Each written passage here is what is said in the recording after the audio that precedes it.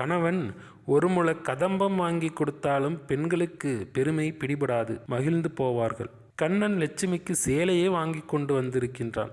அவள் அடைந்த பெருமிதம் சொல்லத்தக்கது அல்ல. ஆனால் அத்தனையும் அனுபவிக்க முடியாமல் செய்துவிட்டாள் அங்கமுத்து. தங்கள் அறைக்கு வந்ததும், நான் உங்களை சேலை வாங்கி கொண்டு வரச் சொன்னேனா என்று லட்சுமி உரிமையுடன் கேட்டார். நீ சொல்லவில்லை, கண்ணன் சாதாரணமாக பதில் கூறினான். பிறகு ஏன் வாங்கி வந்தீர்கள்? எனக்கு என்னவோ ஆசையாக இருந்தது, வாங்கி வந்தேன்.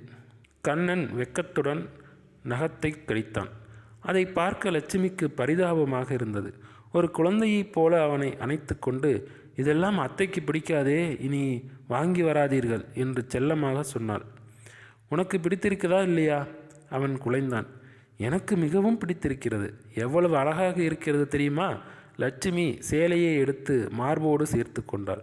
ஆமாம், உங்களுக்கு கூட சேலை வாங்க தெரியுமா? திடீரென்று அவனை அவள் கேலி செய்தாள். ஒரு சேலை கடையில் ஒரு பொம்மைக்கு இந்த சேலையை கட்டிவிட்டு இருந்தார்கள். நான் அலுவலகத்திற்கு போகும்போது வரும்போதும் அதை பார்த்து கொண்டே இருந்தேன். உன்னை பார்ப்பது போலவே இருந்தது. இன்று வாங்கிவிட்டேன் என்றான் கண்ணன். அவனது அன்பை நினைத்து லட்சுமி பாகு போல உருகிவிட்டாள். லட்சுமி, இந்த சேலையை கட்டி கொண்டு வாயேன் பார்ப்போம், கண்ணன் சொன்னான். அத்தை பழையபடி ஆடத் தொடங்கி விடுவார்கள், லட்சுமி பயந்து கொண்டே கூறினாள்.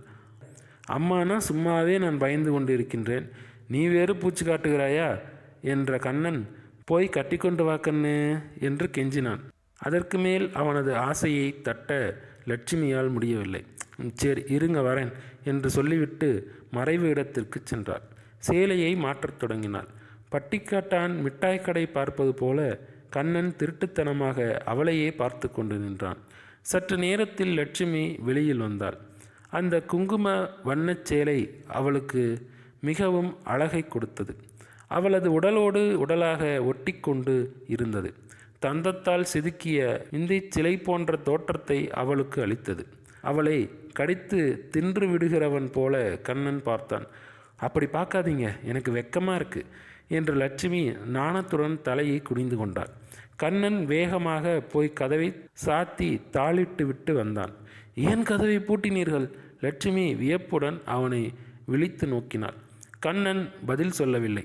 கட்டிலை சுட்டி காட்டினான். சீச்சி, அசிங்கம், கதவை திறங்கள் என்றாள் லட்சுமி. நான் இப்பொழுது என்ன சொன்னேன்? கட்டிலில் உட்கார்ந்து பேசிக்கொண்டிருக்கலாம் என்று தானே சொன்னேன் என்றான் கண்ணன். அதற்கு ஏன் கதவை பூட்டிவிட்டு வந்தீர்கள்? சிவபூஜையில் கரளி புகுந்து விடக்கூடாதே, அதற்காகத்தான். ஆனால் யாராவது பார்த்தால் என்ன நினைப்பார்கள் தெரியுமா? என்ன நினைப்பார்கள்? அப்படியென்றால் ஒன்றும் தெரியாதாம் பாப்பா, உள்ளே போட்டுக்கொள்வாளாம் தாப்பா என்று அழகு காட்டிய லட்சுமி, உங்கள் அம்மா வந்தால் இந்நேரம் கதவை பூட்டி கொண்டு என்னடி செய்கிறீர்கள் என்று கதவையே உடைத்து விடுவார்கள் என்று சொல்லி கதவை திறக்கச் சென்றாள்.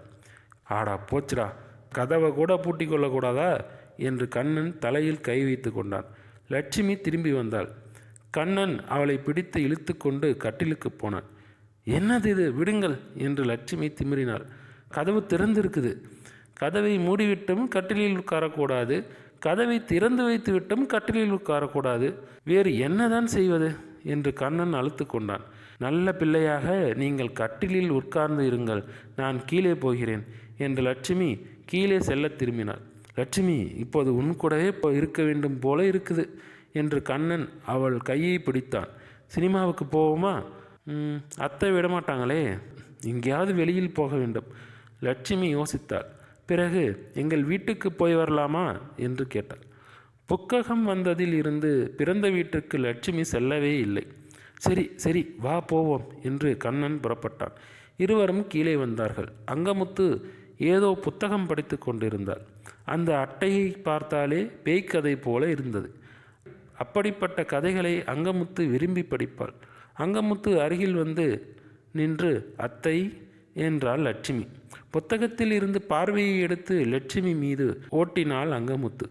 அது அவள் படித்து கொண்டிருந்த பேய்க்கதையில் வரும் சூனியக்காரி கிழவியின் பார்வை போல இருந்தது. அத்தை, எங்கள் வீட்டுக்கு நாங்கள் போய் வருகிறோம் என்று லட்சுமி மரியாதையுடன் சொன்னார். அங்கமுத்து வேகமாக புத்தகத்தை மூடினாள். லட்சுமி ஏற இறங்க பார்த்தாள். அந்த பார்வையில்தான் எத்தனை ஏளனம். உங்கள் வீட்டுக்கா? நீ போகிறாயா? சரி போய் வாருங்கள் என்றாள் அங்கமுத்து நல்ல பெண்ணாக. லட்சுமியின் முகம் மலர்ந்தது. வருகிறோம் அத்தை என்று நகர்ந்தாள். அதற்குள் அங்கமுத்து, புது சேலையா கட்டியிருக்கிறாய், கொண்டு போய் உன் அப்பனிடம் காட்டு, அப்போதாவது அவனுக்கு ரோசம் வருதா என்று பார்ப்போம் என்று நஞ்சை கக்கினாள். அத்தை! லட்சுமியின் இதயம் வெடித்தது. இந்த கூச்சலுக்கு மட்டும் குறைச்சல் இல்லை, வெறுங்கழுதைக்கு இத்தனை ரோசம் இருக்கக்கூடாது என்ற அங்கமுத்து அலட்சியமாக புத்தகத்தை விரித்து படிக்கத் தொடங்கினார். ஆமாம், நான் வெறுங்கழுதைதான், வெறுங்கழுதை என்று தெரிந்துதானே என்னை கட்டிக்கொண்டீர்கள் என்று லட்சுமி பொறுமையிழந்து பொங்கி இறைந்தாள். அதுதான் கழுதை இப்போது உதைக்குது. புத்தகத்தில் இருந்து பார்வையை எடுக்காமலேயே அங்கமுத்து சொன்னாள். அத்தை, நான் இல்லாதவள்தான். ஆனால் எது இல்லாதவள்? பொன்னும் பொருளும் இல்லாதவள். ஆனால் எனக்கு மானம் ரோசம் நிறைய இருக்குது, அதை புரிந்து கொள்ளுங்கள் என்று லட்சுமி சூடாக சொன்னாள். சீச்சி, போடை உள்ள மானமா ரோசமா? மிக அலட்சியமாக கையை ஆட்டி அங்கமுத்து சொன்னாள். லட்சுமிக்கு உடலில் நெருப்பை எள்ளி கொட்டியது போல இருந்தது. ஆவேசத்துடன் கணவனை திரும்பி பார்த்தாள். அவன் கல்லுப்பிள்ளையார் போல நின்று கொண்டிருந்தான். அவன் என்னடி பார்க்கறா? கொண்டவன் துணை இருந்தால் கூரை ஏறி சண்டை போடலாம் என்று பார்க்கிறாயா? அதுதான் இங்கே நடக்காது. அவன் என் பிள்ளை என்று அங்கமுத்து பெருமையாக சொன்னாள். அவர் இப்படி ஊமை பிள்ளையாக இருப்பதால் தானே நீங்கள் எப்படி வேணுமானாலும் என்னை பேசுகிறீர்கள் என்று லட்சுமி பொறுமினாள். அவள் கண்கள் ஆறாக பெருகின. அங்கமுத்து ஆவேசமாக எழுந்தாள். உன்னை நான் என்னடி பேசிட்டேன்? ஏண்டி இப்படி அழுது அட்டூழியம் பண்ணுற? கண்ணீரை பாரேன், பெரிய நீலியாக இருப்பாள் போல இருக்கிறதே. எண்ணெய் சட்டியில் விழுந்த கடுகு போல வெடித்து கொண்டே லட்சுமியை அடித்து விடுகிறவள் போல வேகமாக அவளிடம் வந்தாள். அத்தை, என்னை கல்லால் வேண்டுமானாலும் அடியுங்கள், ஆனால் சொல்லால் மட்டும் அடிக்காதீர்கள். கல்லடியை விட சொல்லடி கொடுமையானது என்று லட்சுமி விம்மினாள். உன்னை அடிக்கிறோம் பிடிக்கிறோம் என்று ஊரெல்லாம் போய் சொல்லுவாய் போலிருக்குதே, அடி கள்ளி என்று அங்கமுத்து அவள் குமட்டில் குத்தினாள். அட அட அட அடா, மகாபாரத சண்டை ஓய்ந்தாலும் இந்த மாமியார் மருமகள் சண்டை ஓயாது போல் இருக்குதே என்று சொல்லிக்கொண்டே மன்னன் வந்தான். அவன் கையில் ஒரு புத்தகம் இருந்தது. வாடாப்பா கிருஷ்ண பரமாத்மா என்று அங்கமுத்து வக்கனையாக அவனை வரவேற்றார். அம்மா, நான் பரீட்சைக்கு படிக்க வேண்டும், உங்கள் சண்டைகளை பிறகு வைத்து கொள்ளுங்கள் என்று மன்னன் கடுமையாக சொன்னான்.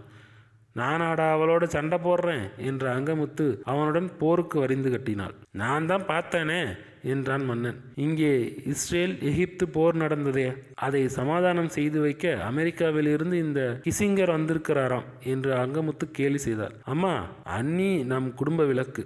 இந்த வீட்டில் விளக்கேற்றி வைக்க வந்த லட்சுமி, இந்த வீட்டின் மருமகள். அவள் மீது கைப்படலாமா? மன்னன் உருக்கமாக கேட்டான். அங்கமுத்துக்கு தலை தொங்கிவிட்டது. அண்ணி, நீங்கள் வருத்தப்படாதீர்கள், அம்மாவின் குணம் அப்படி. அம்மா என்ன புத்தகம் படிக்கிறார்கள் என்று பார்த்தீர்களா என்று மன்னன் அமைதியாக சொன்னான். பேய்க்கதை. கண்ணன் வாய் திறந்தான். மன்னன் சொன்னான், அது அம்மாவின் சொந்த கதை.